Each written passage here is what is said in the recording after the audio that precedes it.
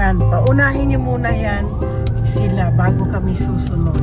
Ayan na po siya. Pipick up din. Ay, naku, bibilin ko to. Bibili ako ng maraming ganyan. Ay, bibili. Ito kasi malaki. Marami sa Pasko na sila, oh. Kaya bibilin ko yan. Ang dami kong bibilhin. My goodness.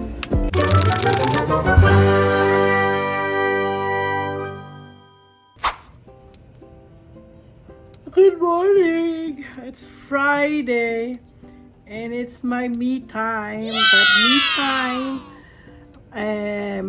I will still be working. I still have more days to finish. There's a lot of taxes. Yesterday, before I left, almost like 4:30, there are a lot of paperwork came in the email. So I will be working today instead of my very me time, but I don't need to because there's no client. There's only one who's gonna come and pick up his paperwork, and I can still sleep. I want to go back to sleep, and later I'm gonna have breakfast. Oh, I'm gonna cook lunch because we're gonna be working, and Nap will be working too because there is one difficult client that he has to enter some information. So, hindi ako nag-food vlog ngayon dahil hindi ko na pinakita sa inyo kung niluto ko. Breakfast ako, pero gagawin kong meron pa akong leftover na rice. Either fried rice ko siya kasi may leftover akong bacon sa breakfast ni Lance.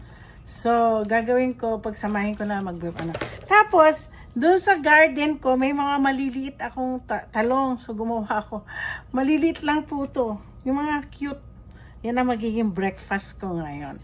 Pero, pero na naman. After ko nagising, ano na oras na? 7:20. Hindi naman ako nagmamadali ngayon kasi wala naman ako masyadong... mamaya, ang me time ko, it's Friday. And I already did my fasting sa SOCMED. Pero ito lang inaano ko. Gusto ko lang i-record. Itong gumawa po ako ng lunch namin ni Lance. Ni Nap. Ito, sitaw. Ito na po mga leftover ng sitaw ko sa garden. So, ginisa ko po siya sa... Ginisa ko po siya sa bawang sibuyas at kamatis. Tapos nilagyan ko ng konting may pork belly. Ayan. Yan ang amin. Tapos naglagay po akong konting bagoong. Kasi masarap pag may Okay, magbe-breakfast na po ako. Alam niyo kasi bini-video siya kaya tingnan niyo po nakatalikod. Hey, Sundar. Face mommy. What happened? Do you have problem? My baby has a problem? Can mommy help you through prayer? Can we pray? Can we pray, baby? You don't like to be seen in the video? Mana-mana siya sa He's like his dad. Doesn't want to be in the video, but sometimes I taught him. Are you gonna stay with mommy, baby? Okay. We're gonna go start praying, okay? You help mommy pray.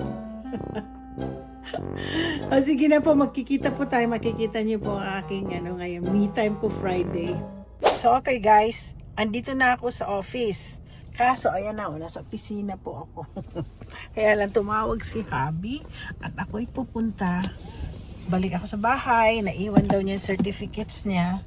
Kasi kailangan niya yung certificates niya ngayon. So, wala akong magawa, kundi bumalik ng bahay at pupunta na opisina niya na napakalayo. Maabuti ako ng 30 minutes din. Pero gawan ko na ng paraan kung saan ako hindi matraffic. Okay, ganun ang buhay. Napagod ako. Tinakbo ko pa yung certificate na asawa ko. Tapos, yung mga nasa likod ng kotse ko, yung mga pagkain ng mapusa, kailangan ko tanggalin kasi nga mamaya, diba, mamimili ako ng mga gamit, yung pang full color ko. Pagod ako. Ngayon po, 11:05 na. So, papunta ako sa opisina ng asawa ko. Malayo din yun. Actually, mas malayo mula sa Good Sam Hospital hanggang sa Lakewood. Yun malayo. Dito medyo okay lang. Siguro mga 12 minutes. Malapit sa church ko yun eh. Okay. Napagod ako sa nakatatlong ako unload. Ito na, pababa na ako. Dito.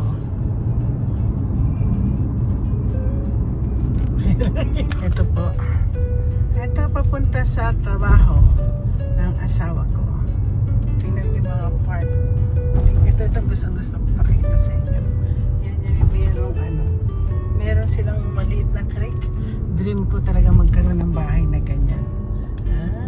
Papakita ko sa inyo. Habang ako ang dami pong sumasakay. At minsan po, mahirap talaga. Ang gaganda po ng mga bahay dito. Ang cute. Yan po ang trabaho ng asawa ko. Good Sam. Yan ang kanyang hospital. At papunta na po ako dyan. Paakyat po ako dyan. Abang ito ay nakastop. Ayan. Yan. Introducing herself with exaggerated warmth. Ayan. Hindi po kami pwedeng sumunod. Yan. Paunahin niyo muna yan sila bago kami susunod. Kaya yan ay hindi bawal yan. Kanina sinabi ko, bawal po mauna ka sa sa emergency, yung truck ambulance. So, ito po ang trabaho ng asawa ko. Dito po siya at tatawagan ko na siya na nandito na ako. Pero dito sa Amerika, dapat kapag narinig nyo may ambulance, dapat tumabi kayo at huwag kayo mangunguna, kung hindi mahuhuli kayo.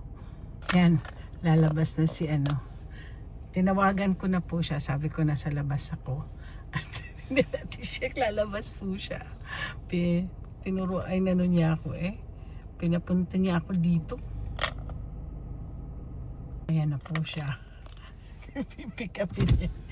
Bubuksan ko yung nakalimutan niya po. Hindi po siya naka-scrub. Sa kanila pwede kasi ganyan.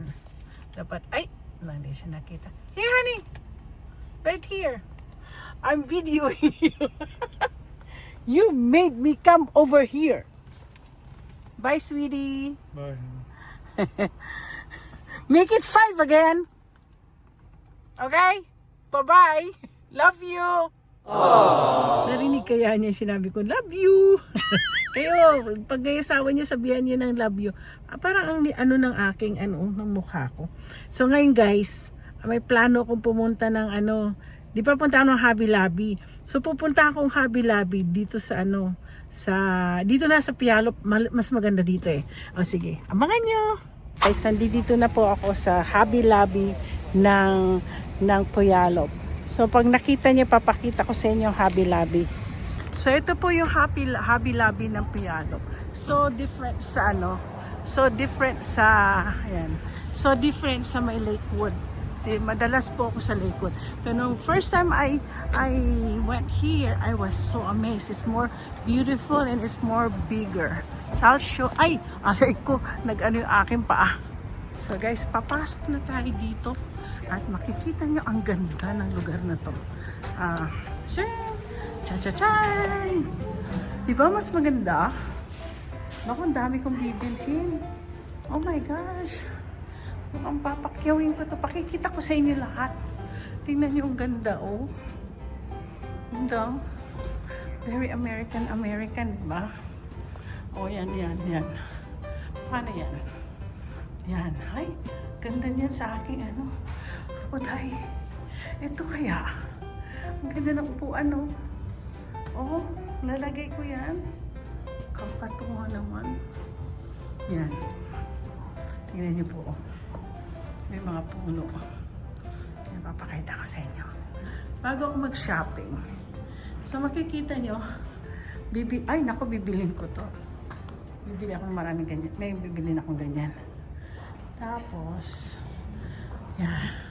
So yun naman, banda doon, yan. Diba? Ang ganda-ganda. Manggagaya muna po ako. Nilapitan ko na siya. Maganda kasi lugar na to. Yan ang ganda. Mangungopia kaya ako. Pasok po tayo sa loob. Ayan. Kaya lang, kailangan ko ng... Where's the... Oh, there you go. Looks like I'm gonna buy a lot. And look at that. So beautiful. I'm gonna show you. Oh, naku, may Christmas na, oh. Hindi pa. Guys, meron pa sila dito, oh.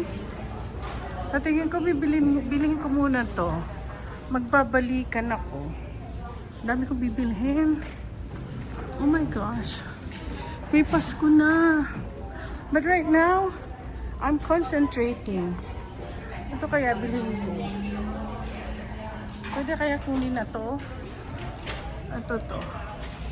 Ayan po siya, oh.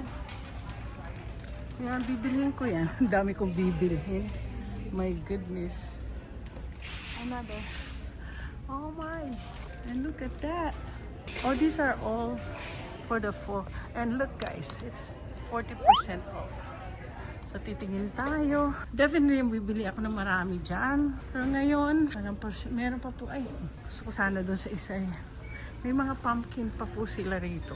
Gaganin ko para malawak ang pagkakita nyo.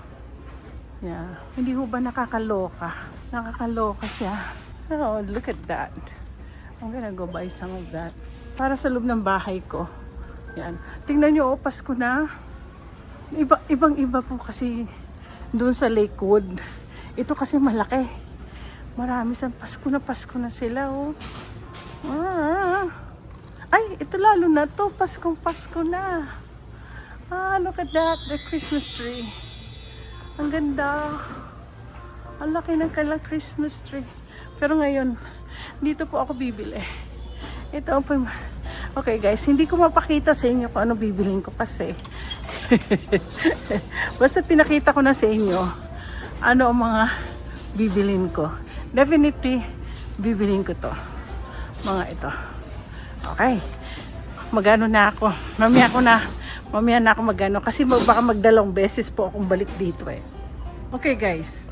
Itong ito, bumili po ako ng mga parang ganito oh. Ano yan eh? Parang garland siya. $10.99. So, hanapin natin kung magkano ang $10.99 sa 40% off. Wala akong makita ang $10.99. Siguro $9.99. So, nakita ko nyo yan, $9.99. Between $10.99 and $12.99, in between siya. Okay, siguro mga $6 na lang, ano? $6. $10.99 nga. Wala dito eh. Hindi nila.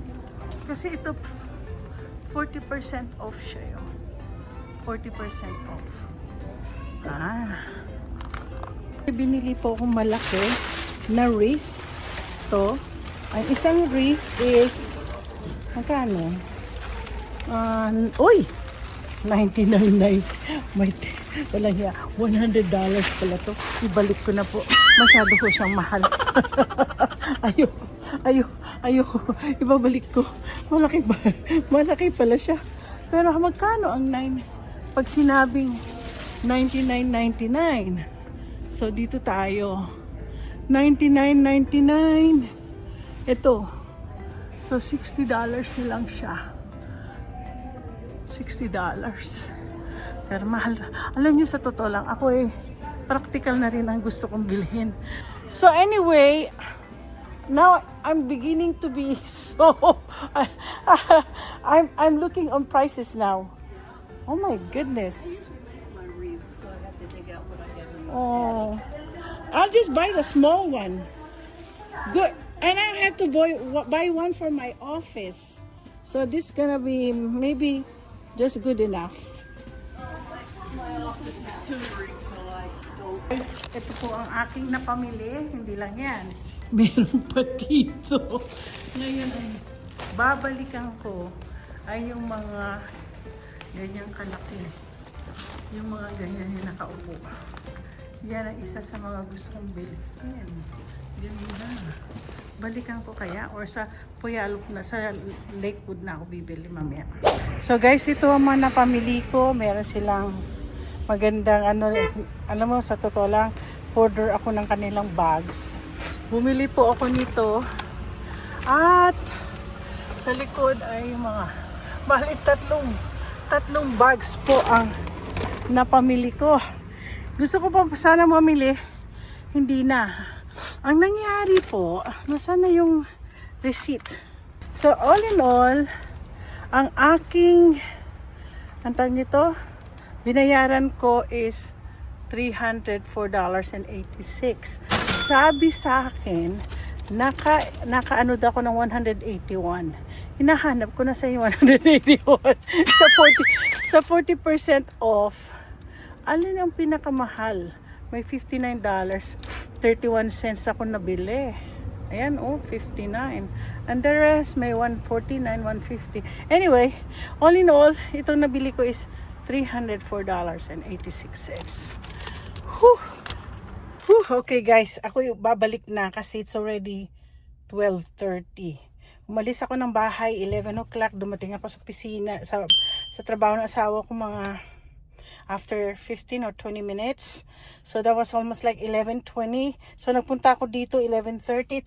Isang oras po ako sa Hobby Lobby.